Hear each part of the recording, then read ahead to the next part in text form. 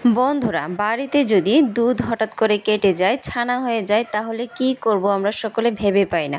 মনটা খুবই খারাপ হয়ে যায় দুধটা কেটে গেছে বলে, কিন্তু চিন্তা করার কোনো কারণ নেই, একদমই মন খারাপ করার কারণ নেই। কারণ দুধ কেটে যাওয়া দুধের ছানা দিয়ে তৈরি করে নাও দারুণ টেস্টি এই মিষ্টি রেসিপি। হ্যাঁ বন্ধুরা, তো বাড়িতে কেটে যাওয়া দুধ দিয়ে এরকম দারুণ টেস্টি বানানো যায় রসমালাই।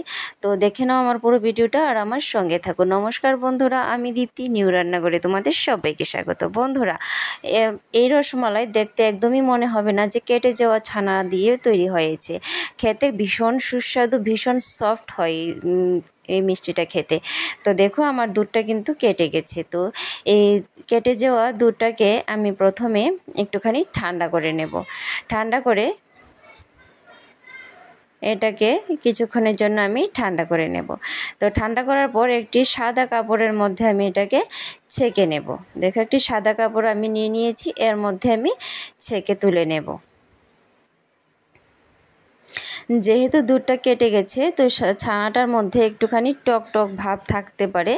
তো তার জন্য কি করবে, ছেঁকে নেওয়ার পর এটাকে একটু ঠান্ডা জল দিয়ে ভালো করে এইভাবে একটুখানি নাড়াচাড়া করে ধুয়ে নেবে। তাহলে কি হবে, ছানার মধ্যে একটু টক টক ভাবটা যে সেটা আর থাকবে না।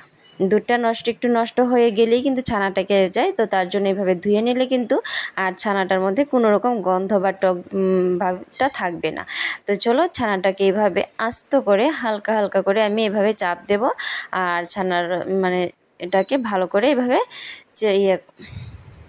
ছেঁকে নেব। তো দেখো বন্ধুরা, আমি একটি ছাঁকনির মধ্যে এই যে কাপড়টার মধ্যে ছানাটা রেখেছিলাম সেটাকে আমি কিছুক্ষণের জন্য রেখে দিয়েছি। তারপরে একটু একটু করে জল পড়ে ছানাটা ছাঁকা হয়েছে খুব সুন্দর করে। দেখো, ছানাটা কিন্তু ভীষণ সফট হয়েছে, দেখতেই পারছো তোমরা, ভীষণই কিন্তু সফট হয়েছে। এভাবে যদি ছানাটাকে ছেঁকে নেওয়া যায় তাহলে ছানাটা কিন্তু ভীষণ সফট হয়। তো প্রথমে আমি ছানাটাকে এইভাবে আমি একটুখানি মেখে নেব, এরকমভাবে ঘষে ঘষে হাতের তালু দিয়ে মেখে নেব। তাহলে কি হবে, ছানাটা আরও ভীষণ সফট হয়ে যাবে। তো একটুখানি মেখে নেওয়ার পর এর মধ্যে আমি দিয়ে দেব 1 চামচের মতো ময়দা। ময়দার ভাগটা কিন্তু অবশ্যই ছানার থেকে কম হতে হবে, না হলে মিষ্টিটা ভালো হবে না খেতে। তো 1 চামচ ময়দা দিলাম এর মধ্যে, দিয়ে এবার খুব ভালো করে এটাকে মেখে নেব। তো চলো, ময়দাটাকে প্রথমে খুব ভালো করে মেখে নিই।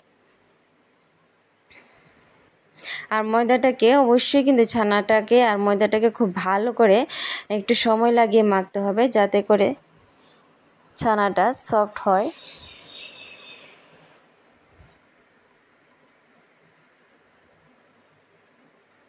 তো দেখো বন্ধুরা, ছানাটা কিন্তু আমার মাখা হয়ে গেছে, ভীষণই সফট হয়েছে, দেখতেই পাচ্ছ। তো এবার চলো রসগোল্লাটি বানিয়ে নিই। তো এইভাবে ছোট ছোট করে আমি লেচি কেটে নেব, নিয়ে রসগোল্লা যেরকম বানানো হয় তো সেরকমই শেপ দিয়ে দেব। তো এটা আমার যেহেতু বাড়িতে তৈরি স্পেশাল, তার জন্য আমি এইভাবে চ্যাপ্টা করে বানাবো। এটা আমার চয়েসের মতো দিলাম, আমি গোল করলাম না, একটু চ্যাপ্টা শেপ করলাম।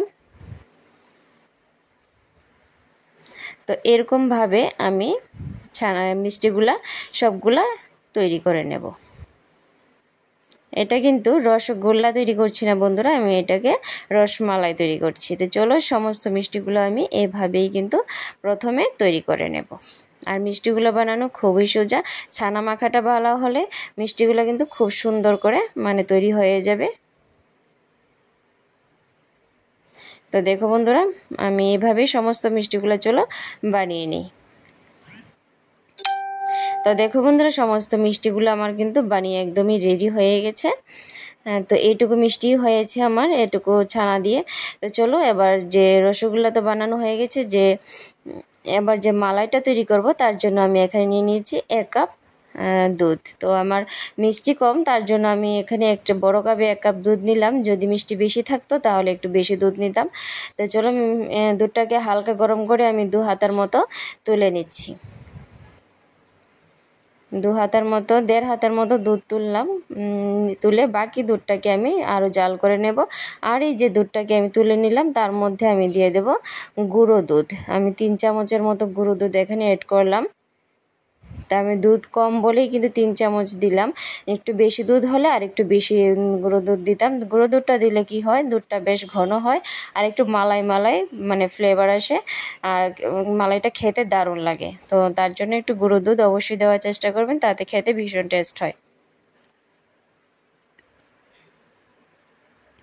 তো দেখো বন্ধুরা,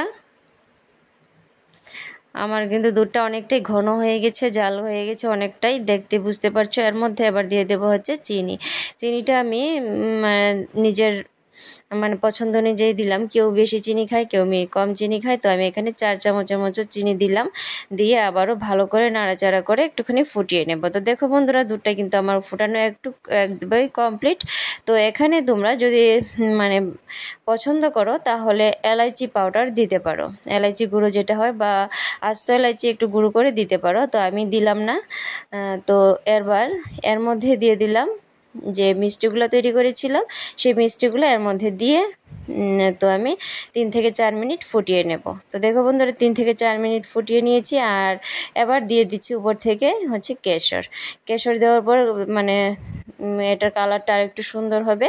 তো তার জন্য কেশরটা অপশনাল, যদি পছন্দ হয় দিও, না হলে না দিলেও চলবে, তাতে কোনো অসুবিধা নেই। তো দেখো আমার মালাইটা কিন্তু একদমই রেডি। তো আমি দুধটা কিন্তু আরও শুকিয়ে একদম মালাই গ্রেভি করে নিয়েছি। তো তার জন্য তো দেখো বন্ধুরা, আমার কিন্তু রসমালাই একদমই রেডি হয়েছে বাড়িতে কেটে যাওয়া দুধ দিয়ে।